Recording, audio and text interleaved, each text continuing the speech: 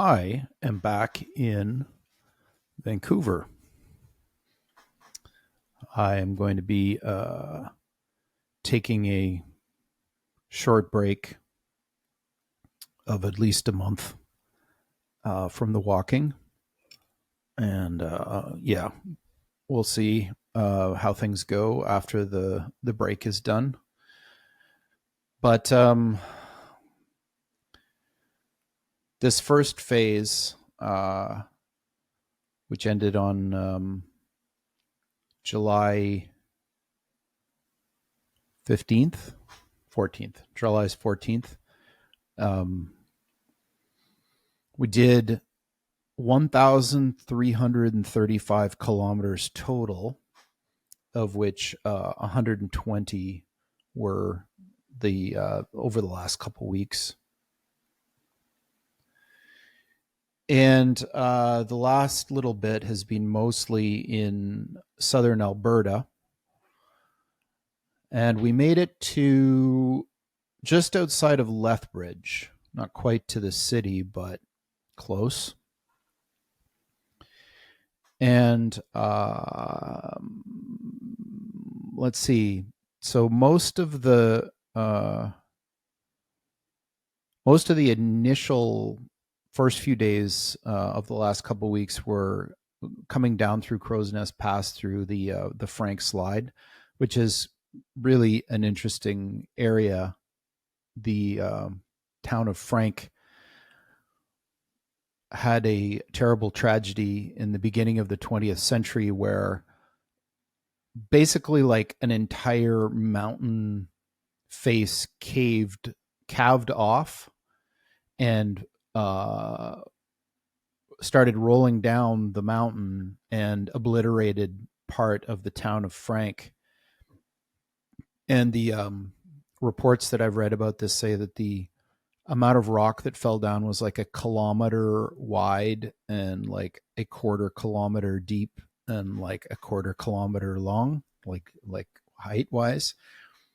So like a kilometer of mountain falling off the edge of the mountain and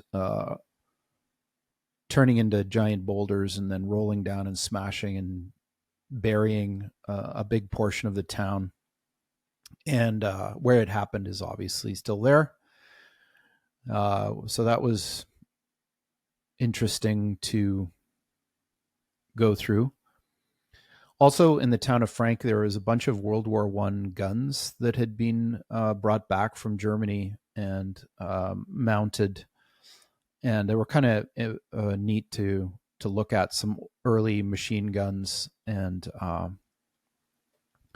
a field howitzer, which is is quite interesting to see them.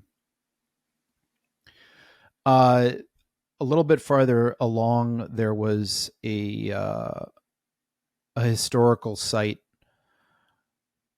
that was called the Leech Colliers, which I'm probably pronouncing both of those words wrong.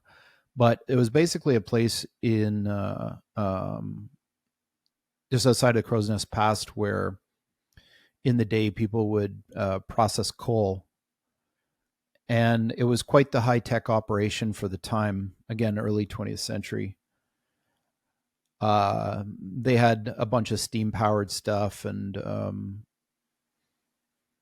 the remains of it is basically just the bones of the buildings. But you could tell that, it was quite the operation in its time. And it kind of like... it was interesting to read about the entrepreneurs of those days because they're not so different than me and the entrepreneurs of our day. Is that everybody takes a huge risk when they do one of these things, and companies don't last long. Most companies don't last even a few decades, even the good ones.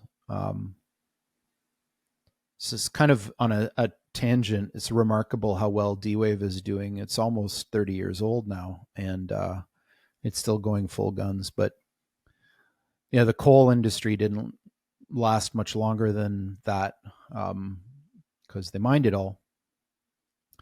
A little bit farther down, there was an interesting thing called the Burmese tree, which was a very old tree that apparently blew over, and they thought that was sad, so they they propped it up with a bunch of metal, and it's still there, but now it's really creepy because it's dead, and there's this propped up dead creepy tree in the middle of a windy valley. It's kind of cool to look at. Once we made it down into the plains areas, like the foothills of the Rockies, the wind started to pick up, and my God, it's windy in southern Alberta, and the weather is highly unpredictable. Like, we had a week where most of the days were in the low 30s, and then all of a sudden one day the temperature dropped about 20 degrees, and it started freezing rain and hailing, and of course I was dressed in a t-shirt, and I got caught in the middle of it. And where I was, there was like nothing. It was just like an empty plain. So I kind of found, like located a small stand of trees out in the distance, and I made for it. And I kind of made myself a little cubby inside the trees and the bushes, and I couldn't call for Kelly to come and get me because my hands were so cold that they wouldn't operate the phone. So I had to wait in these bushes out of the wind and the rain and the hail, and warm up my hands enough so that I could use the phone to call for help. So that was fun. That was July 10th. It's weird that in July 10th you can potentially have hypothermia in Canada, but there you have it. My last day out walking, which was July 12th.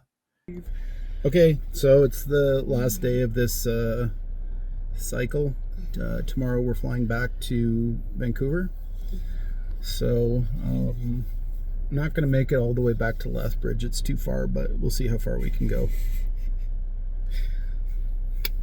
Okay, we'll check in soon. I had it in my head that I was going to try to make it all the way to Lethbridge, which would have been about 40 kilometers, which is a lot longer than I've been able to do in any of the previous days. But it was really windy and hot, and I ran out of water really early.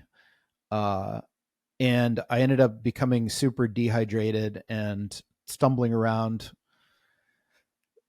as I get when I'm kind of like in that hallucinatory mode. And I only ended up making it 28K. Then I had to call it. But, it was close enough that it wasn't so far from Lethbridge that I didn't feel, I felt okay about it. And then on, I guess it was the 13th or the 14th, I've kind of forgotten which, we flew back from Lethbridge to Calgary, and then Calgary to Vancouver. And when we got to the Lethbridge airport, well, here's a little clip.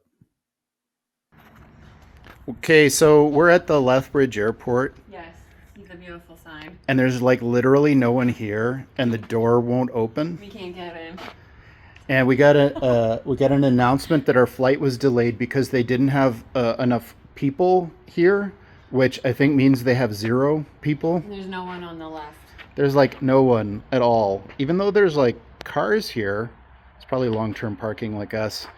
The airport is literally abandoned. Like there's nobody here. And it's like 2:00 in the afternoon. Hey, look at the hangar. Look at the aviation hangar. Wide open, no one there. Zoom in on that. Oh yeah. Oh!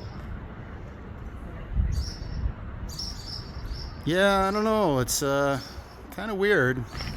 It's definitely not the Vancouver airport. Swallows just dive bombed my head. Yeah, so Lethbridge Airport is kind of very, very small. And the flight from Lethbridge to Calgary was super turbulent. And then when we were in Calgary on the tarmac, this storm swept in, and we got hailed on pretty significantly. The guys in the baggage that were loading the baggage had to take cover while the hail came down, and but it cleared up before we took off, and then the flight was uneventful back to Vancouver.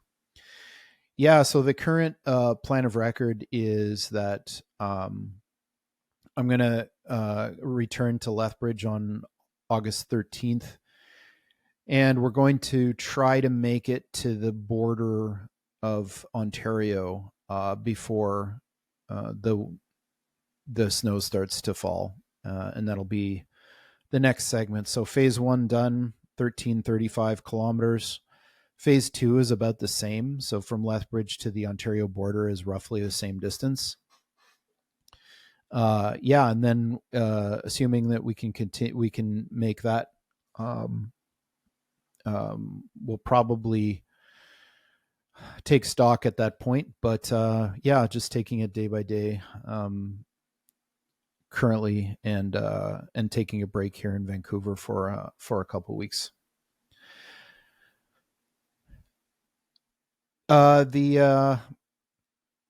The song that I picked, I think, kind of matches the mood of the area that we were walking through a little bit, and it's one of my favorites on my my rotation. So